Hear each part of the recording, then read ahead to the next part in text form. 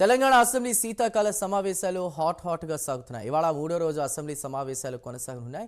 సభ ప్రారంభమైనటువంటి వెంటనే తొలుత ప్రశ్నోత్తరాల కార్యక్రమం జరగనుంది. ఇవాళ జరిగే సమావేశాల్లో సభలో క్రీడా విశ్వవిద్యాలయ బిల్లు, విశ్వవిద్యాలయాల సవరణ బిల్లును సీఎం రేవంత్ రెడ్డి ప్రతిపాదించనున్నారు. అలాగే తెలంగాణ వస్తువులు మరియు సేవల పన్నుల సవరణపై జారీ చేసే ఆర్డినెన్స్పై చర్చ జరగనుంది. తెలంగాణ పర్యాటక విధానంపై కూడా ఇవాళ శాసనసభలో చర్చ జరగనుంది.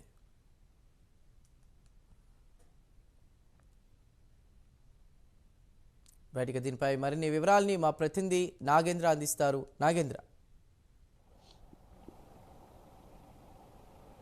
Thank you Chandu. మరి కాసేపట్లో అంటే 10 గంటలకి మూడవ రోజు అసెంబ్లీ శీతాకాల సమావేశాలు ప్రారంభం కాబోతున్నాయి. ఈ శీతాకాల అసెంబ్లీ సమావేశాలు హాట్గా జరుగుతున్నటువంటి పరిస్థితి ఉంది. ఎందుకంటే ఒకవైపు ప్రతిపక్షాలు లగచారులకు సంబంధించినటువంటి అంశాన్ని అసెంబ్లీ సమావేశాలు ప్రధానంగా దీనిపైన చర్చ జరపాలి. ముఖ్యంగా రైతులకి బేడీలేసి అరెస్ట్ చేయడం ఏంటి, రైతులకి బేడీలేసి హాస్పిటల్కి తీసుకెళ్ళడం, ఇలాంటి అంశాలన్నిటిపైన కూడా ప్రధానంగా బీఆర్ఎస్ పార్టీ పట్టుబడుతున్నటువంటి పరిస్థితి ఉంది. నిన్న వాయిదా తీర్మానాన్ని సైతం నిన్న బీఆర్ఎస్ లగచార్లకు సంబంధించినటువంటి అంశం పైన ప్రధానంగా వాయిదా తీర్మానం ఇచ్చింది. నేడు కూడా అదే అంశం అసెంబ్లీ ఎన్ని రోజులు జరిగితే అన్ని రోజుల పాటు లగచార్ల ఇష్యూనే ప్రధానంగా సభలో లేవనెత్తాలనేటటువంటి ఎజెండాను అయితే ప్రస్తుతం బీఆర్ఎస్ ఫిక్స్ చేసుకున్నటువంటి పరిస్థితి. ఈరోజు ప్రధానంగా క్వశ్చన్ అవర్కి సంబంధించినటువంటి అంశంలో ప్రధానంగా సభలో రాష్ట్రంలో ఉన్నటువంటి నూతన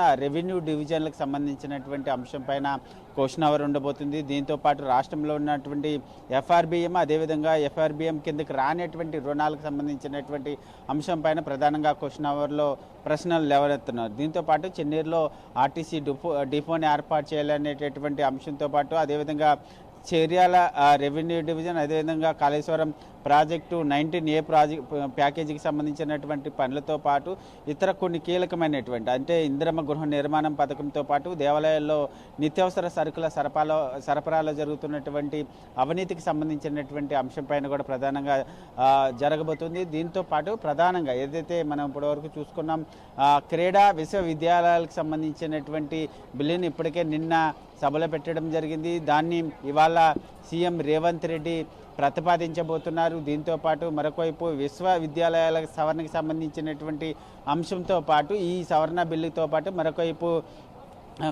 మరొకవైపు వస్తు సేవల పన్నుకు సంబంధించినటువంటి ఆర్డినెన్స్ని వీటిని అన్నిటిని కూడా సీఎం రేవంత్ రెడ్డి సభలో ప్రతిపాదించబోతున్నారు. దీంతో పాటు మరొకవైపు తెలంగాణ రాష్ట్రంలో ప్రధానంగా పర్యాటక కేంద్రాలు కానీ అదేవిధంగా దేవాలయాలు చారిత్రాత్మకమైనటువంటి కట్టడాలు ఉన్నప్పటికీ పర్యాటక పరంగా ఎందుకు అభివృద్ధి జరగలేదన్న దానిపైన ప్రధానంగా ప్రభుత్వం ఫోకస్ చేసింది. దీనిపైన ఇప్పటికే సీఎం రేవంత్ రెడ్డి సమీక్ష సమావేశాలు సైతం ఏర్పాటు చేయడం జరిగింది. గతంలో దీనికి సంబంధించి కొన్ని కీలకమైనటువంటి ఆదేశాలను సైతం అధికారులకి జారీ చేసినటువంటి పరిస్థితి. ప్రస్తుతం పర్యాటక రంగం పైన ప్రభుత్వం ఫోకస్ చేసింది. దాంట్లో భాగంగానే ప్రధానంగా తెలంగాణ రాష్ట్ర పర్యాటక విధానం పైన ప్రధానంగా దీనిపైన స్వల్పకాలిక చర్చ జరిగేటటువంటి అవకాశం అయితే కనిపిస్తుంది. మరొకవైపు బీఆర్ఎస్ మాత్రం లగచార్లకు సంబంధించినటువంటి అంశాన్ని ప్రతిరోజు కూడా పెద్ద ఎత్తున బీఆర్ఎస్కి సంబంధించినటువంటి ఎమ్మెల్యేలంతా కూడా ప్లకార్డులు పట్టుకొని రైతులకు న్యాయం చేయాలి, వెంటనే రైతుల్ని విడుదల చేయాలి, లగచార్ల ఘటనలో అరెస్ట్ చేసినటువంటి రైతులందరినీ కూడా వెంటనే